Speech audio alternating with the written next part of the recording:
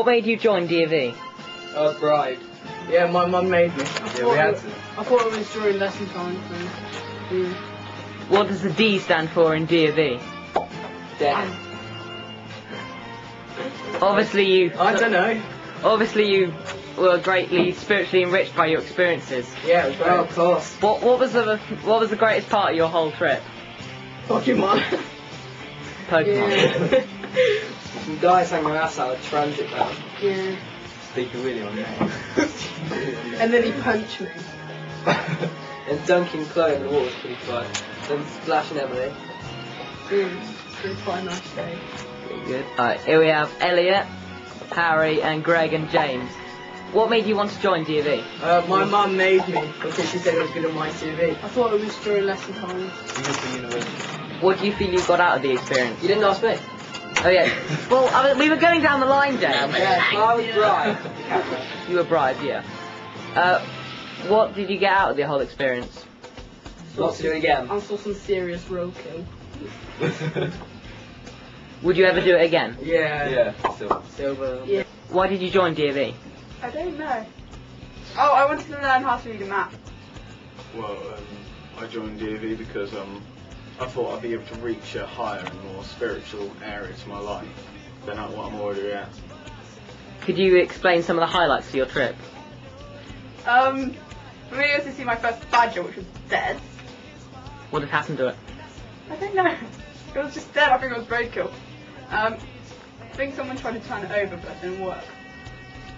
Mine was replacing, well, before D&V, my hair had an alarming encounter with a razor, and one of the highlights was replacing it temporarily with sticky weed, which was a very amusing assumption of my own hairdo. And I hear you met a furry friend with a terrible disease. Yes. Sadly, in this world, there's a lot of disease, and one of these diseases is called myxomatosis, which affects rabbits and makes their brains rot slowly over a period of time. I encountered one of these and attempted to put it out of its misery, but then it just hopped off. Is there a charity we can donate to? No, it's a rabbit. Well, none at the moment. I am working on setting up my own charity, but funding, of course, is an issue. Okay, thanks, Tom. What did you gain from your whole D&V experience? Well, I saw size of people that I never knew existed. Like, Their backside. quite a lot of that, yeah. What about you, Ned? Well, I, unfortunately, due to the circumstances, had to share a tent with Rhodders, which meant I was cooking with him, and he insisted on having a different packet of noodles to everyone else, but cooking them in the same pan, and we ended up not cooking them, so we were eating 3 different flavours of raw noodles, which was quite an experience. I'd just like everyone to spare a thought for the legendary Maxwell Porter, who was chased around almost the entire campsite with a rather small pink bikini. We never got it on him in the end, but there's still silver D&V for that. Thanks. What did you gain from your whole experience? How to find your way in the countryside? Yeah. What did you find, Warner? Oh, I just saw lots of, a lot of other people have probably said this, but I saw a lot of sides to people that you didn't really see before. Like, yeah. Some people really stood out who you wouldn't normally expect to. Can you sum up some highlights of your trip? When I saw my dead badger, well, it was the first badger I saw, so I was like, ooh, yeah.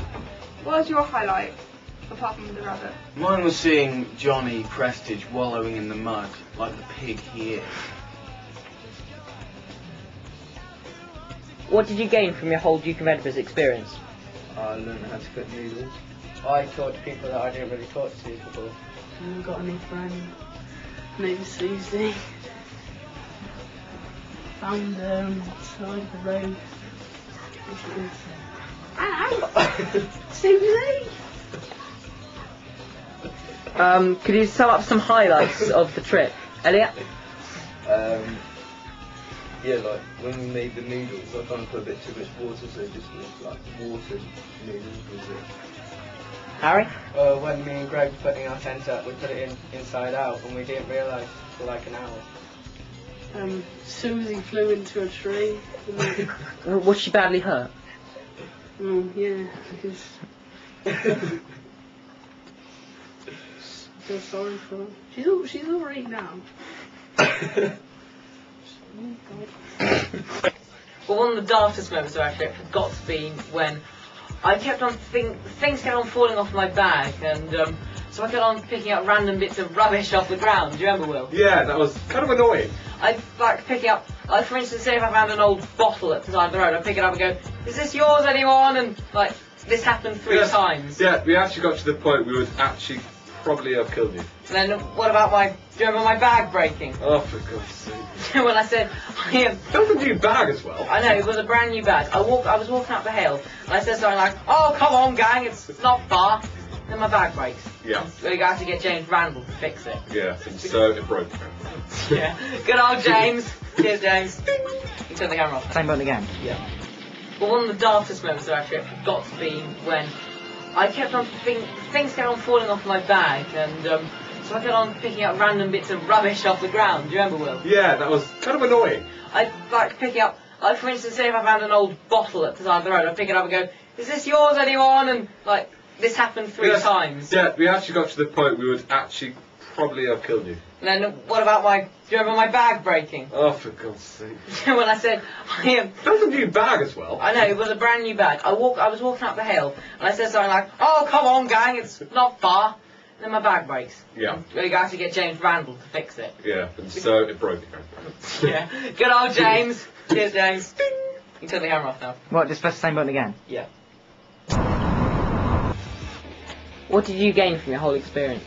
Well, we learned how important skills for life, such as mapping, and various symbols on the maps, which told us what things were, which was obviously useful because the little triangle we see, which is pictured like that, is in fact a campsite, and in order to camp, which is an integral part of the overall flavour of Deirdre, we had to find a campsite in order to camp.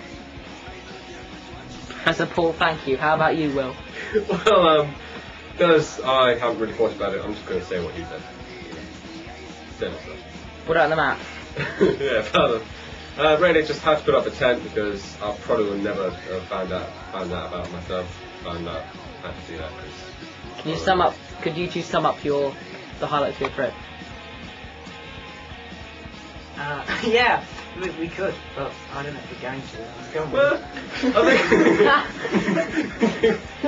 Well, I think the one highlight that stood out was when I started playing Frisbee at the campsite and basically making Paul look like an idiot.